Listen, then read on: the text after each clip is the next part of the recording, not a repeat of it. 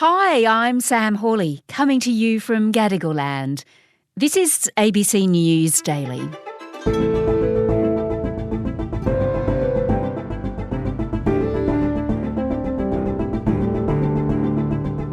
As we take a break this summer, we're looking back at some of our favourite episodes of the year that covered the issues that really mattered to you. Today, China. The world's second biggest economy has a huge influence on Australia. Whether it's about trade or regional security, Canberra maintains a delicate relationship with Beijing. So, when an alleged spy balloon appeared in the skies over Montana, USA in February, we were cautious but curious. The vehicle, if you like, not the balloon, but the vehicle itself is the size of 3 buses. We'll dig into that oddity. But first, the economy. When China lifted its strict COVID restrictions, it was expected the economic powerhouse would surge ahead once again. But it hasn't. Instead, the Chinese economy is now in serious trouble. Business editor Iain Verrender on what's gone so wrong and what Beijing's woes mean for us. This story originally aired in February.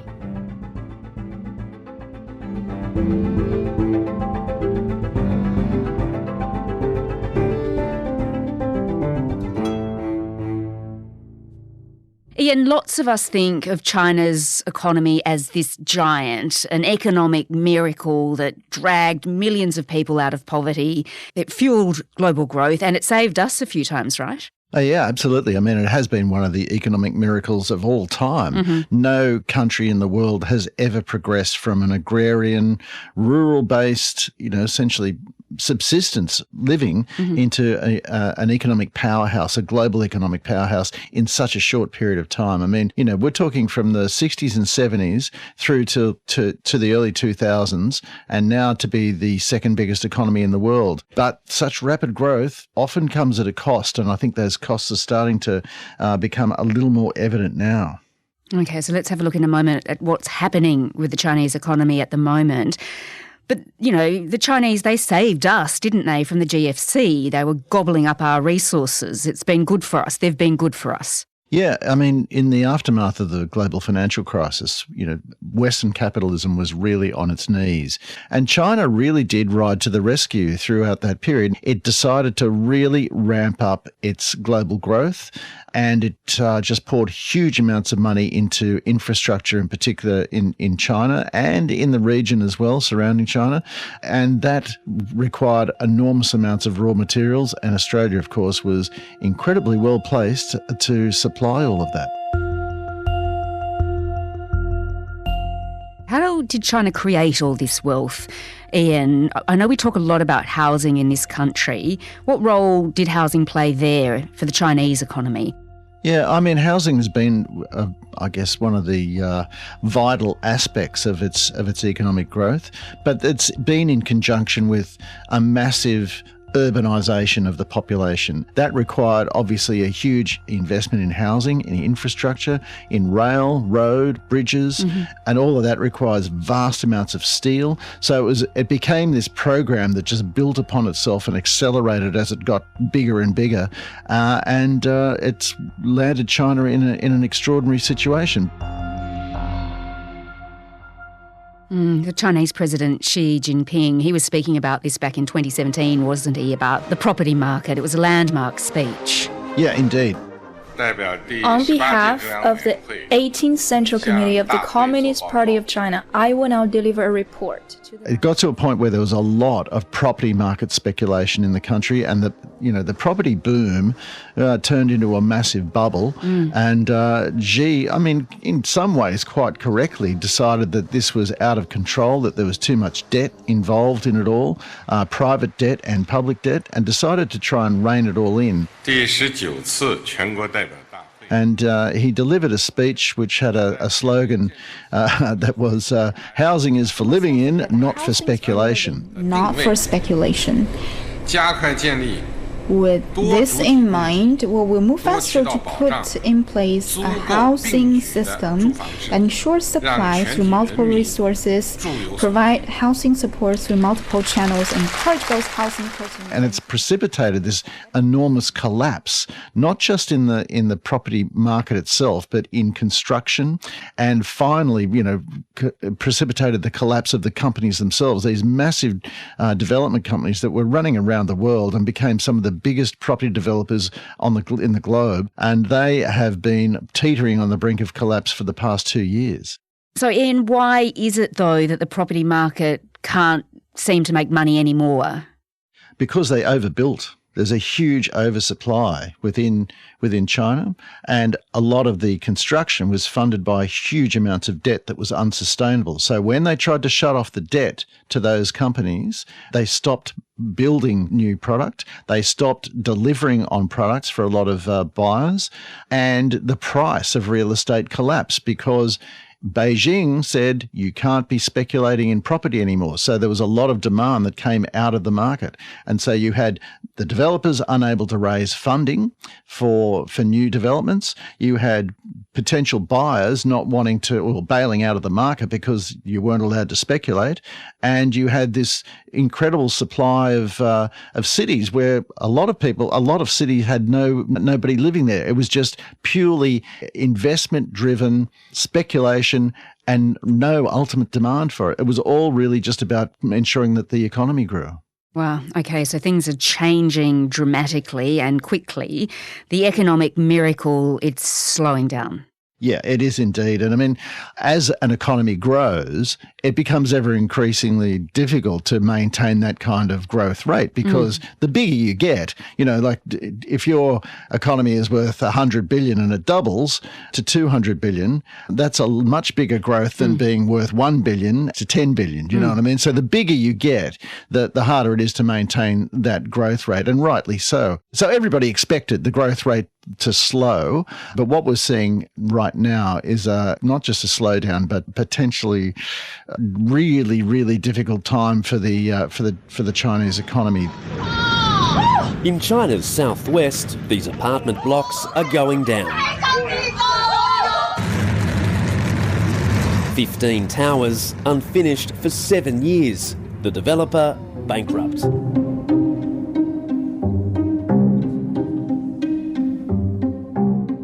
So the Chinese government, it still has a modest growth target of 5%, but what you're saying is that's not as fast as before, so the alarm bells are ringing. It means the economy is in serious trouble. But Iain, what's happening? Because the rest of the world seems to be having the opposite problem with soaring inflation. Yeah, that's the really big indicator. And unemployment too. Youth unemployment has hit 20%. It's a real concern for Beijing. And as you just said, the goals that they've had for economic growth at 5%, it's going to be very difficult for them to meet that. The most recent quarter showed a growth rate of about 0.8%. So, you multiply that by 4, you get to a little over 3%. So they're going to really miss that target. As you just said, the inflation rate came in, the most recent reading was 0. And so that would give you a pretty strong indication of what is wrong in China. I mean, as you said, the rest of the world, we're all been battling this inflation problem and jacking up interest rates at the fastest pace in history. And at the other end of the spectrum, you've got China cutting interest rates and still not being able to get inflation into any kind of growth mode. And, you think, oh, well, what's wrong with having no inflation at all? Isn't that a good thing? And what if, you get deflation? What if prices start to go backwards? Isn't that great? Doesn't that make it better for everybody? Well, no, because what happens if you want to, you think you might want to buy a car or a fridge or something? Would you buy it today if you thought that in a month's time it was going to be cheaper?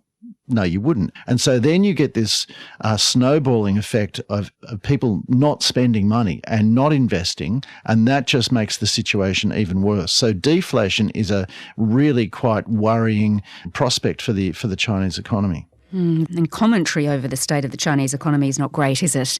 No, and look, we've just had a Politburo meeting which described the country's economic performance since reopening after the COVID lockdowns, described it as torturous. Now, I've never heard the Politburo describe the economy in anything other than very rosy tones. Mm-hmm. The Politburo, of course, is similar to Moscow, is a group of high-powered individuals, most of them handpicked by President Xi, to advise on everything to do with running the country. And for them to admit that that things are not good is a huge change in direction for the Chinese leadership. It also omitted that phrase that we talked about just a little earlier: housing is for living in, not for speculation. So there does seem to be a recognition that perhaps things have gone too far. So, Iain, let's have a look at what this all means for us. If China's economic miracle is really coming to an end, that's surely going to have an impact on us as well. Yeah, I mean, like, you've always got to be a little careful about saying, it's all going to come to an end and come to a crashing halt. I mean, China is the world's second biggest economy. It is still an industrial powerhouse, but clearly the momentum is waning, and it is going to endure some very difficult times. What does it mean for us? Well, I think the resources boom that we've lived off for the last few years will definitely slow. Mm-hmm. The property sector alone accounts for something like 40% of steel demand within China. So if you've got a property sector that is in meltdown, you've got a large drop in demand for steel, and that means less demand for, iron ore and metallurgical coal. So I think what we're going to see is much reduced demand for our raw materials.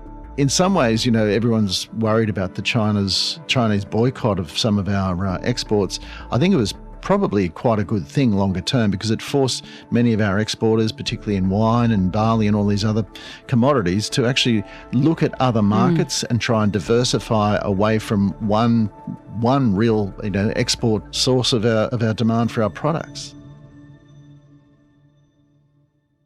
Okay, so it's clearly not great for us. What about China, though, Iain? Can it rescue itself out of this? And if it can't, what comes next? I think it's going to be very difficult for them to extract themselves from this situation.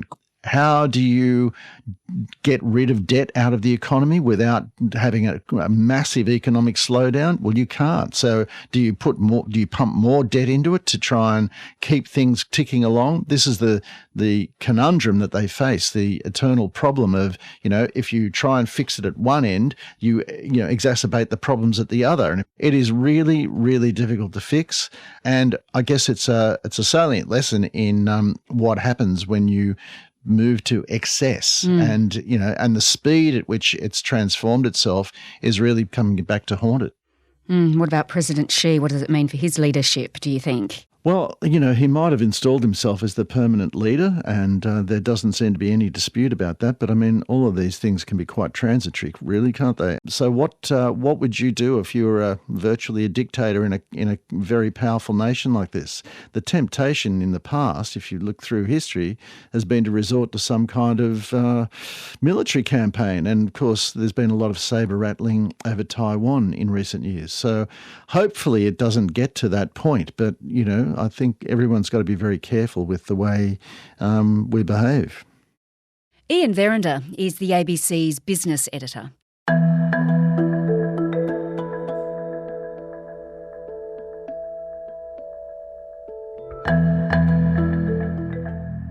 China says it was simply a weather balloon gone astray, but the Pentagon says Beijing was spying. So how many spy balloons are in the air, and could they be watching us? Today, an aerospace engineer and national security expert on what China's up to. This story originally aired in July. My name is Iain Boyd. I'm a professor of aerospace engineering and the director for the Center of National Security Initiatives at the University of Colorado in Boulder, America. That's the moon. It's a little fuzzy out here, and it's a kind of a cruddy phone, but it's slightly overcast. But what the heck is that? Well, hello, everybody. I am sitting in my driveway here in Billings, Montana. And right now, there is a ground stop on our airport. And this thing is up in the sky. And I have no idea what it is. It was pretty big, wasn't it? Big in terms of the story or big in terms of the balloon itself? I think in both. the end, both. Yeah, right. Yeah. But the balloon itself, it's huge, Yeah, huge. The U.S. government has been saying is that the vehicle, if you like, not the balloon, but the vehicle itself is the size of 3 buses. It is a surveillance balloon, right? So there is a surveillance capability underneath this large balloon, right? So look at a blimp. A blimp has a basket, right? So there's a basket underneath it. And, there's a lot of discussion, of course, about whether this is a weather balloon, which is the Chinese side of things, or a spy surveillance balloon, which is what America is saying. And, if the balloon is really that large, it's much, much larger than any weather balloon I've ever heard of. Right. So the Pentagon did come out pretty quickly, held a press conference to say that there was a Chinese surveillance balloon flying over Montana. Right. And I think that, the speed at which that communication was made hopefully means that they were very confident of that assertion. Yeah. So again, this is a surveillance balloon, operating at about 60,000 feet. Clearly, we did a very close assessment in terms of. So how did the Pentagon pick it up? It must have been pretty obvious it was there, I would have thought, given its size. Yes, it seems to have been operating at an altitude of something like 60,000 feet. So when we fly around in airplanes, they're down about 30 to 40,000 feet. So it's flying, higher than airplanes. But like you said, it's so large, and these days there are so many tracking devices out there, for everyday flights as well as for national security considerations. And, that's the region of the country here in Montana where some of the U.S. missile sites are located. So there's plenty of tracking of everything that's flying overhead. So how long was it up in the air before the Pentagon realized it was there? Well, that's not entirely clear. I mean, there was a sighting out in Alaska in the Aleutian Islands. And, it's believed that the balloon probably went into Canada for a while and then reappeared, across its southern border into the U.S. and Montana.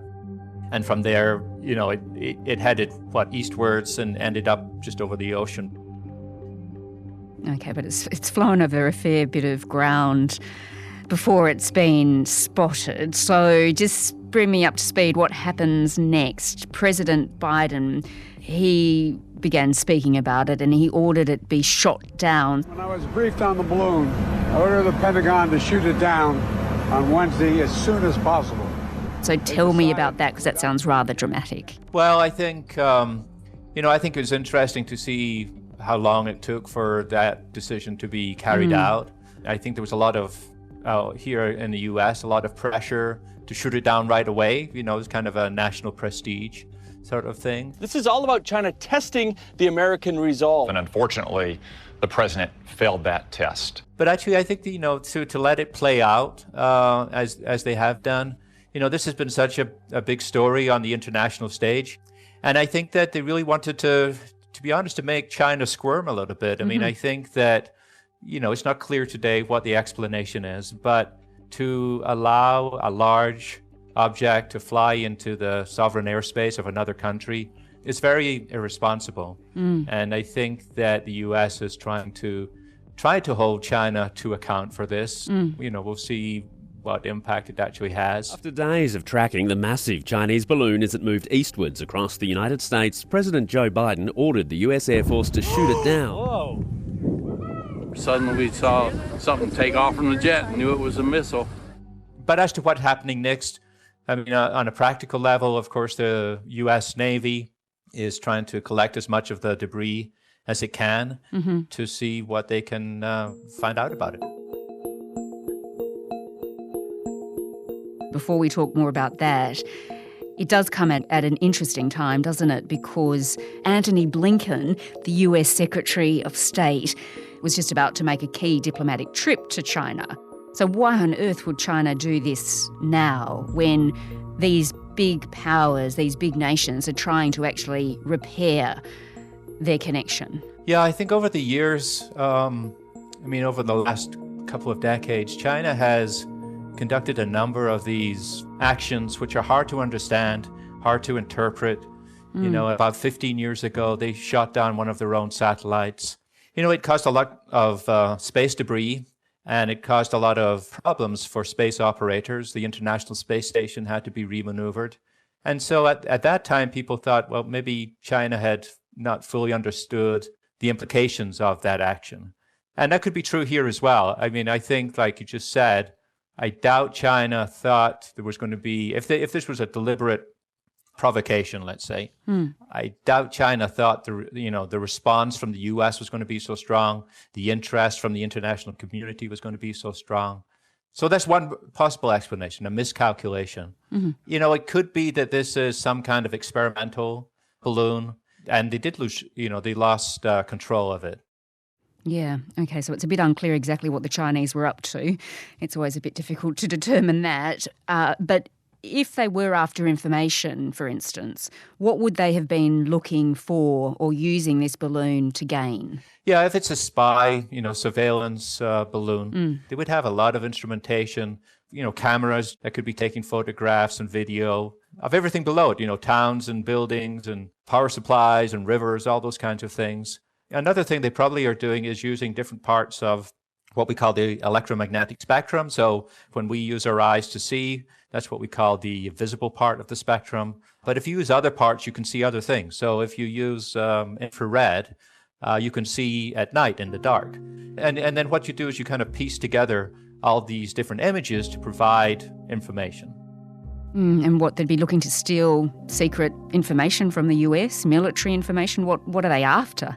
Well, I think that's also part of the mystery, because it's hard for me to believe they really would be gathering any new information that they wouldn't already be able to get by other means. And so that's part of why I think maybe they're just trying to irritate the US a little bit.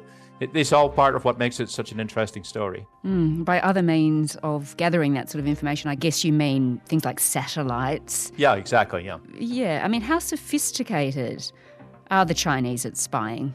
Do we know? Well, I'm not sure I know, but they clearly are very sophisticated in technology, these days. I would say in some of the research areas that I work in, maybe 15 years ago, Chinese scientists were just trying to catch up with the rest of the world in terms of engineering and science research publications. But today they're publishing at the state of the art, on the edge of these fields. And so it's safe to assume they have, very sophisticated military technology, and that they probably do have, sophisticated spying capabilities in space. Okay, tell me, Iain, does the US have spy balloons like this? Well, certainly before things like the U-2 high-altitude spy plane, before the advent of spy satellites, the U.S. and others used these kinds of balloons. And they've even been used, in action like in Afghanistan, where it's perceived that there's not much danger for them being shot down. These balloons, they do have certain capabilities, and nations find uses for them. Okay, so I've got to ask you, how many of these balloons could be in the air right now, and are any above Australia? Well, it seems like there's multiple reports, right? There's more than one balloon, and they've been seen up and down the Americas. And, if the winds are blowing in the right direction, they could go down your way as well. And with that, great big outback that you have, they could be floating over there and maybe no one's noticing them. It does seem, though, doesn't it, Iain, like prime conspiracy theory bait as well. So I guess we don't want to panic too much about these balloons floating around in the sky. No, I was maybe I was being too lighthearted there. But there certainly is a possibility. On the other hand, there's really no military threat from these objects. I mean, like I said, I don't think if it is a spy balloon, China would be getting any information that it doesn't already have. Dr. Iain Boyd is the director of the Centre for National Security Initiatives at the University of Colorado Boulder. China was a big topic in 2023, and we covered a lot on ABC News Daily. If you like these episodes, you'd also like the episode How China's Economy is Failing Young People, where we spoke to Nancy Chen. Here's a teaser. Nancy, the Chinese economy, it's going through a really tough period. It's tanking right now. 1 in 5 young people can't find a job, the property market is teetering on the edge, and unlike the rest of the world, China has deflation, which is terrible for growth. And not only that, the country is facing a huge problem with youth unemployment. Just tell me about that. The Chinese economy is facing an inevitable growth slowdown. It's still growing at 3 to 5% per year. That said, 3 to 5% is a big decline from the recent historical rates of 10% per year. So what that means is that there are fewer jobs. And what we're seeing is that there are fewer jobs, in particular for the youth. What do the figures look like? I understand the government has stopped publishing them, but what do we know? The last time we saw reported youth unemployment figures, they were at a historical high, just a bit over 20% in China. That's just the latest figures that we have. It's not unusual for the Chinese government to stop publishing statistics when something is going wrong or they're not sure what's going on. They similarly temporarily stopped publishing GDP statistics during COVID, the first few quarters of COVID. So we don't know exactly the figure anymore because the government's not publishing it, but it is actually a very, we think, high level of youth unemployment in China right now. What's going on? Why is the job market shrinking so much? The Chinese job market is shrinking for several reasons and that are quite complicated, unfortunately. One is just there was no way that China could sustain 10% per year growth forever. What we didn't know was when exactly it would slow down and what jobs will it show up in. And what we're seeing is that it's showing up in the jobs that college graduates really want, the high-paying, high-skilled jobs.